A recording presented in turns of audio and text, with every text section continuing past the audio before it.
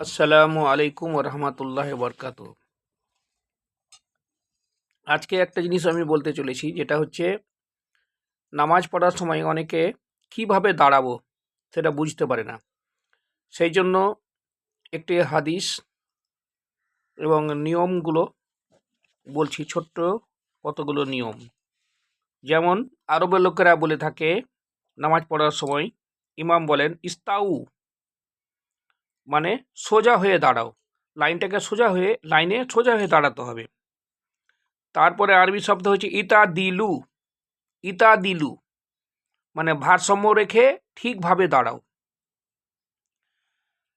তারপরেটা আসছে তারাস্সু।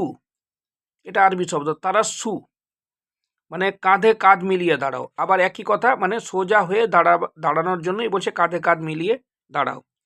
তারপরে লাস্টে বলে সুদ্দুল খালাল, মানে কাতারের মাঝে ফাঁক বন্ধ করো।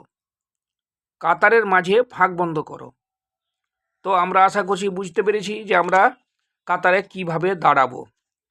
আরেকবার বলি, ইস্তাউ সোজা হয়ে দাঁড়াও, ইতা দিলু ভারসাম্য রেখে সোজা হয়ে দাঁড়াও, আর তারপরে হচ্ছে তারাস্সু কাঁধে কাঁধ মিলিয়ে সোজা হয়ে দাঁড়াও, সুদ্দুল খালাল কাতারের মাঝে ফাঁকা বন্ধ করো।